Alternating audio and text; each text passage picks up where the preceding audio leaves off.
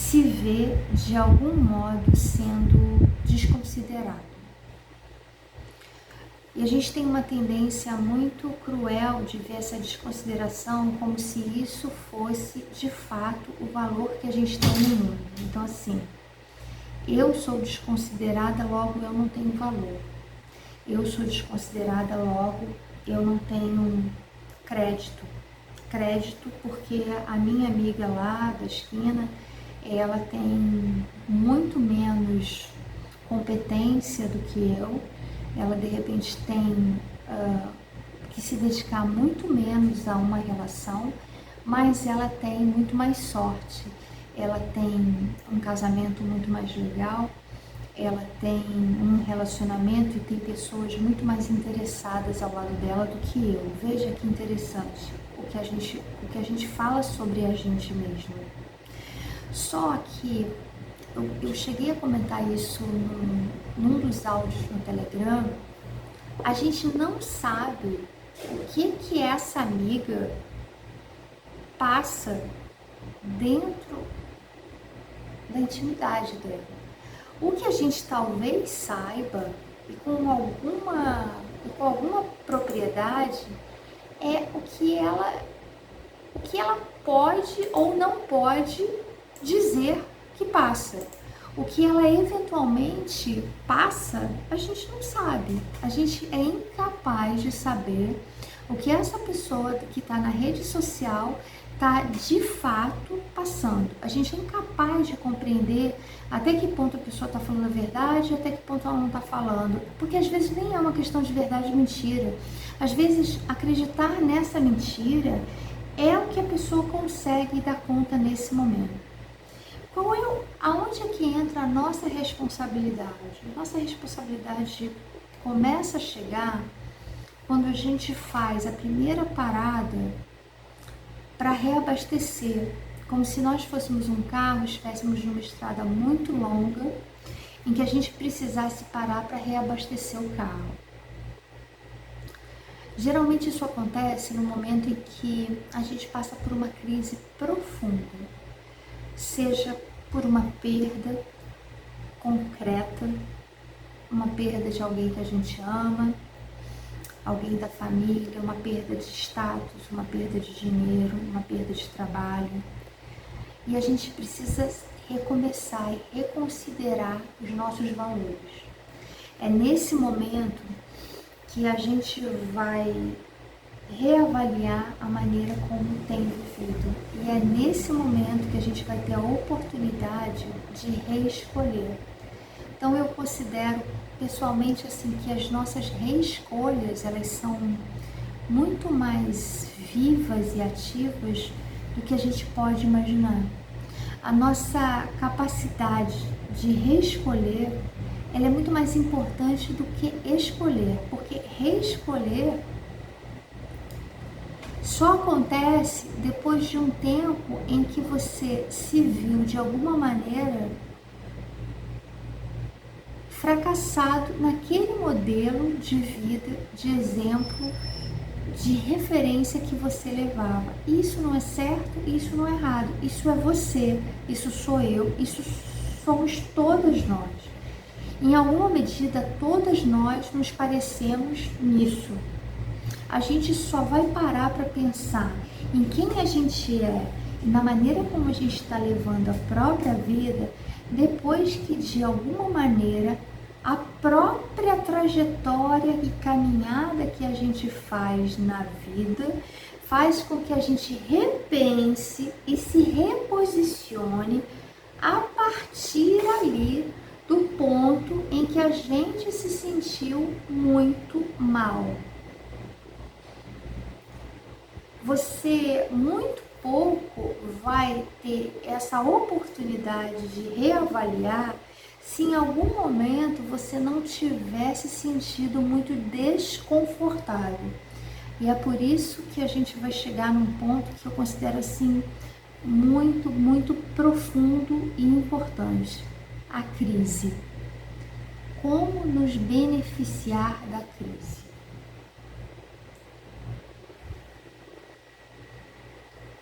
Assim, gente, eu não sei vocês, Mas todas as vezes que a gente entra em conflito, é porque a cabeça está pedindo uma coisa e o coração está vibrando noutra. Parem para pensar em todas as vezes que vocês se sentiram internamente num grande conflito, num dilema muito profundo. A mente. A gente quer trazer tudo para cá, tudo para o nosso modo racional, tudo para frente, tudo para que nos digam o que é certo e o que é errado. Como se a gente pedisse: universo, responda para mim. E ele às vezes não, eu diria que ele sempre responde. E responde mesmo. Ele responde, e vários de vocês falam isso no grupo o tempo inteiro. Eles respondem quando vocês abrem um texto e veem que aquilo ali faz sentido para vocês. Eles respondem, ele responde num vídeo. A ajuda que a gente pede, de alguma maneira, a gente capta. Isso não tem a ver com religião. Isso tem a ver com vibração, com energia, que é outro papo e está no outro nível. Não da religiosidade, mas me parece que da espiritualidade. Mesmo que você não acredite em absolutamente nada, uma coisa você não pode negar. Você vibra em determinada potência, em determinada linha vibracional, que você vai atrair muitas vezes pessoas que estão fazendo com você uma concorrência de desgraça.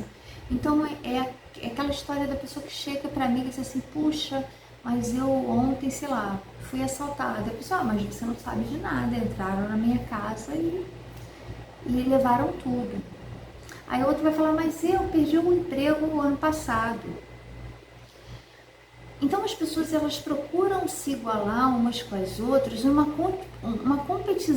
competição de vitimismo, de coitadismo, como se o universo ele fosse um grande muro das lamentações, como se a gente pudesse se apiedar de nós mesmos. E no momento da crise, a gente saca que não adianta choramingar, que não tem um momento que ok, você para, você chora tudo que você tem que chorar, você para, você respira fundo, você se vê e pensa: puta que pariu, eu tô nesta merda, eu tô nessa situação. Mas essa situação na qual eu me coloquei, quer consciente, exatamente, quer consciente, quer inconsciente.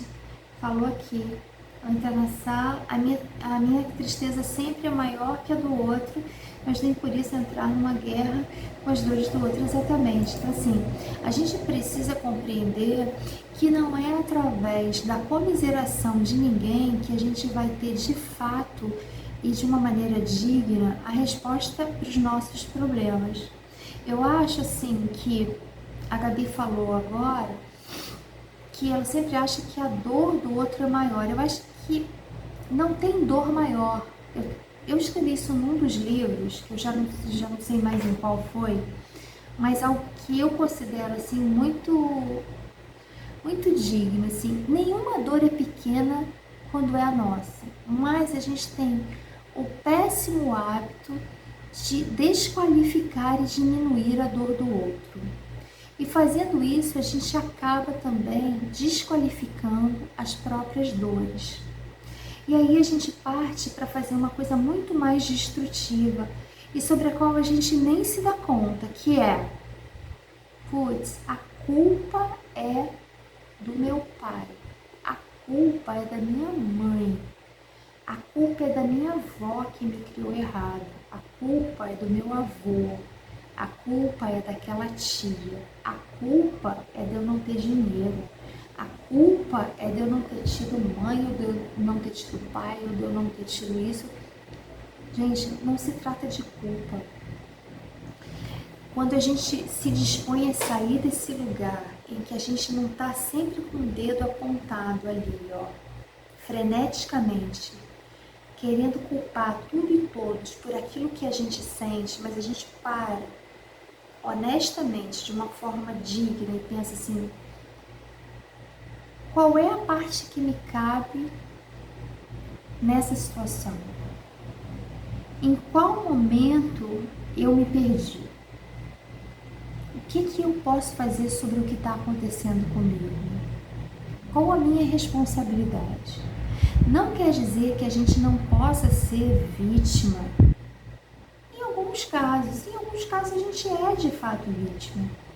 Em algum momento acontece da gente de verdade ter sido ludibriado, ter sido enganado, terem falseado a verdade, ter sido de alguma maneira desconsiderado. Óbvio que sim, óbvio que isso acontece, mas não é sobre isso que a gente está tratando aqui. A gente está tratando daquele momento em que a gente fica paralisada, se agarrando naqueles culpados que já passaram, que já não estão nem aí para o que está acontecendo com a gente, mas a gente ainda assim fica ali agarrada em achar culpados, porque a gente precisa de culpados. É como se, ao ter culpados, então, se eu posso colocar culpa no meu pai, se eu posso colocar culpa na minha mãe, se eu posso colocar culpa na minha criação, se eu posso colocar culpa na cidade em que eu moro, se eu posso colocar culpa em qualquer coisa, ai, que bom. Sabe por quê? Porque aí eu não preciso agir. Eu não preciso fazer nada.